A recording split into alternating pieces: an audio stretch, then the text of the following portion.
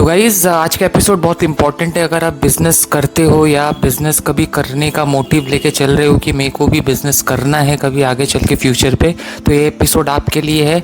बाकी लोग, अगर आपको बिज़नेस में इंटरेस्ट नहीं है, अगर आप को बिज़नेस के बारे में नहीं जानना, तो ये एपिसोड मत देखिएगा। लेकिन अगर कभी भी आप सोच रहे हैं कि मेरे को बिज़नेस करना है या मैं प्लान कर रहा हूँ ऐसा कुछ, या ऑलरेडी बिजनेस में, तो ये एपिसोड आपको ज़रूर देखना चाहिए गाइस। इसमें बहुत इंपॉर्टेंट वाइटल टॉपिक्स के बारे में मैं बात करूँगा। तो कुछ गलतियाँ होती है गाइस, मेनली मैं तो यहाँ पे 3 गलतियों की बात करूँगा। इनिशियल स्टेज पे या बिज़नेस करते करते भी आप कर सकते हैं। तो ये 3 गलतियों को आप कभी ना दोहराएं बिज़नेस में, अदरवाइज़ आप सोच लीजिए कि सब कुछ ख़त्म, आपका बिज़नेस ख़त्म, आपकी लाइफ ख़त्म, और आपका आने वाला एक लॉन्ग टाइम बहुत स्ट्रेस में गुजरने वाला होगा, या आप ट्रैप हो जाएंगे गाइस, आप ट्रैप हो जाएंगे। ये सारा गलतियां मैंने की है, इसीलिए गलतियों से सीख के ही मैं आपको बता रहा हूँ।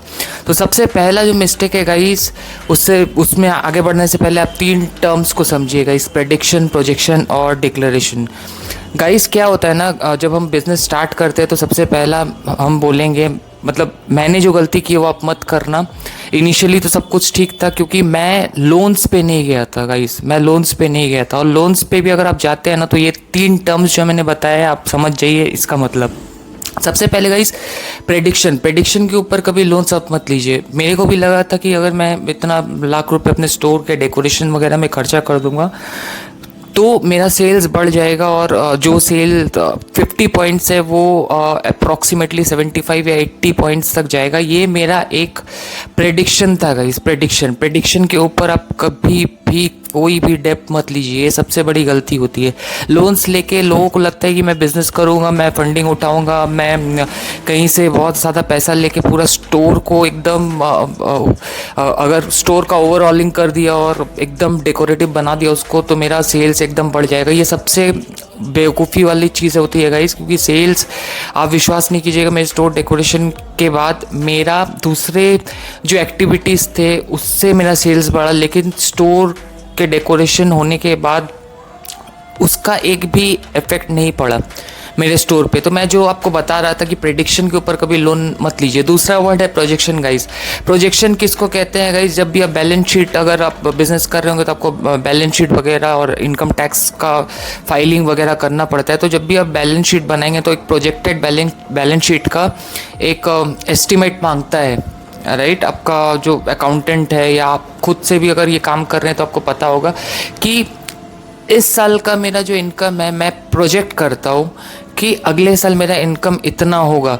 तो projection always on the basis of R&D की जाती है गाइस, हवा में नहीं। जैसे मैंने प्रेडिक्शन का आपको एग्जांपल दिया कि एक प्रेडिक्ट करना कि सेल इतना जाएगा। दूसरा प्रोजेक्शन रिपोर्ट बनाना, जहाँ पे आपके कस्टमर्स आ रहे हैं, आप मार्केट में लोकल विजिटर्स या थ्रू सोशल मीडिया एड्स आप क्वेश्चनियर बना के पूछ रहे हैं उनसे कि आपको किस टाइप का चश्मा चाहिए, आपको क्या लगता है कि प्रोग्रेसिव लेंसेज, मैं अपने ही फील्ड का एग्जांपल देके बता रहा हूँ कि सपोज कीजिए प्रोग्रेसिव लेंसेज के सेल्स पे कितना उछाल आ सकता है या कितना सेल्स बढ़ सकता है। ये सारा चीज़ अगर आप पूछ के कर रहे हैं, आपने proper research and development wing बनाया हुआ है, या प्रॉपरली अपने कस्टमर से पूछ रहे हैं कि आपके फैमिली में कौन कौन है या कौन कौन चश्मा पहन रहा है, कि आपको हमारा सर्विस कैसा लगा, ये सारा ना R&D का पार्ट है गाइस। तो उसके on behalf of that projection report बनता है कि मैंने एक प्रोजेक्शन बनाया है, साथ में मेरा एक सॉफ्टवेयर है।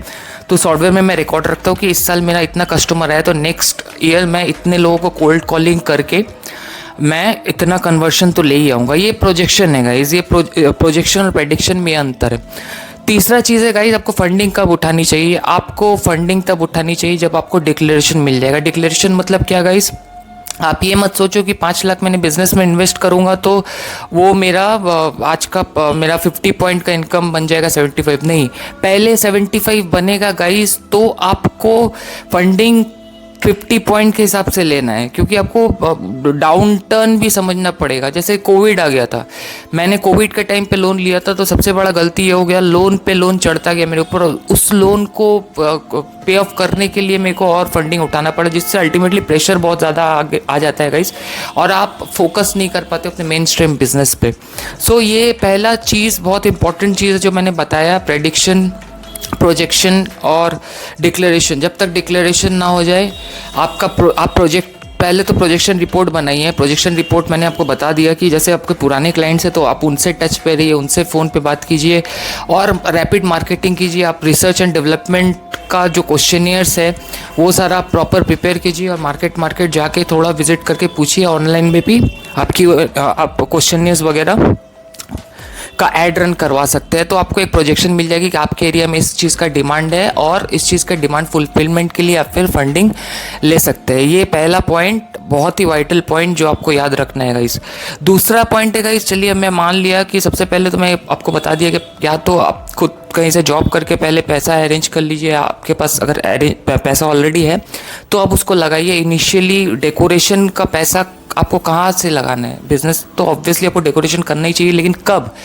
तब जब प्रॉफिटेबल हो। प्रॉफिट के पैसे से आप डेकोरेशन कीजिएगा। इस प्रॉफिट के पैसे से आप हर उस चीज़ पे खर्चा कीजिए जो आपके मेन स्ट्रीम इनकम को डायरेक्ट सपोर्ट नहीं देता। लाइक स्टॉक, अगर स्टॉक आप खरीद के रखते हैं तो इसको आप सेल करोगे, ये डायरेक्ट सपोर्ट दे रहा है आपके मेन स्ट्रीम बिजनेस को। लेकिन डेकोरेशन वगैरह सब प्रोजेक्शन और प्रेडिक्शन का पार्ट है कि ऐसा हो जाएगा, मैं एसी लगा दूंगा तो इतना सेल बढ़ जाएगा।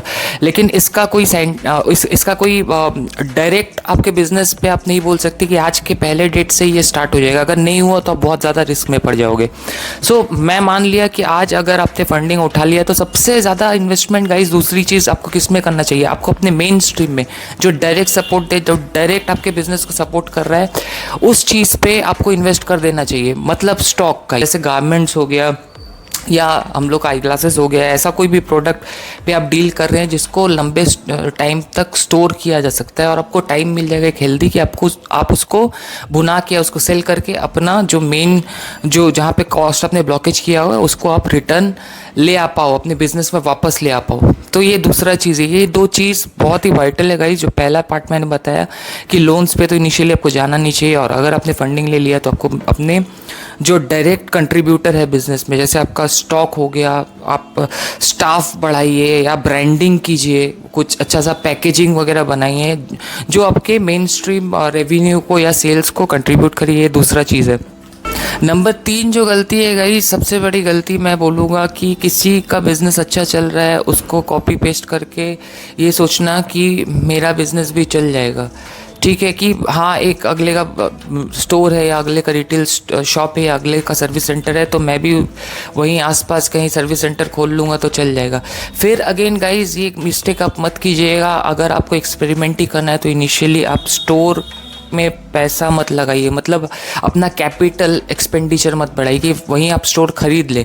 खरीदने से पहले आपको 1 साल, मैं बोलूँगा कि उसी आसपास लोकेशन पे आपको पहले रिसर्च एंड डेवलपमेंट, जैसे मैंने बताया कि क्वेश्चनियर्स वगैरह बना के लोगों से पूछताछ करना पड़ेगा और रिस्पांस देखना पड़ेगा। उसके बाद ही एक हेवी कैपिटल चंक लगा के आप उस इंडस्ट्री में उतरिए। वहाँ पे स्टोर अगर आपको लेना है तो आप ले सकते हैं, लेकिन बिफोर दैट मैं बोलूँगा इनिशियली रेंट पे जाना बहुत सही होता है किसी भी बिजनेस में। अगर आप टेस्ट एंड ट्रायल के मोड पे रखोगे चीज़ों को, टेस्ट एंड ट्रायल के लिए साल भर टाइम दोगे, 1.5 साल टाइम दोगे, वहाँ से अगर आपको अच्छा रिस्पॉन्स दिखे या मार्केट दिखे तो उसको डेफिनेटली आप इन्वॉल्व कर सकते हो अपने बिजनेस में। उम्मीद है गाइस आपको ये एपिसोड पसंद आया। ऐसे ही इन्फॉर्मेटिव एपिसोड्स अगर आपको मेरे चैनल से चाहिए तो कमेंट करके ज़रूर बताइएगा। मैं बैक टू बैक ऐसे सेल्स मार्केटिंग के ऊपर और सारा डिटेल एपिसोड लाता रहूँगा और आपको बिज़नेस इंप्रूव करने के टिप्स एंड ट्रिक्स भी देता रहूँगा। साथ ही वो गलतियाँ जो मैंने की है और लोन्स वगैरह का और डिटेल्स में जाना, फंडिंग का और डिटेल्स में जाना, ये सारे एपिसोड्स आपको चैनल से मिलता रहेगा।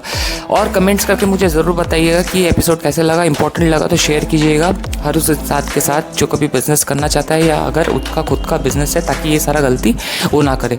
टिल देन, ज्ञानी चश्मा भी साइनिंग ऑफ गाइस। रखिए अपने आँखों का बेहतर ख्याल और लाइफ में इंप्रूव करते रहिए गाइस।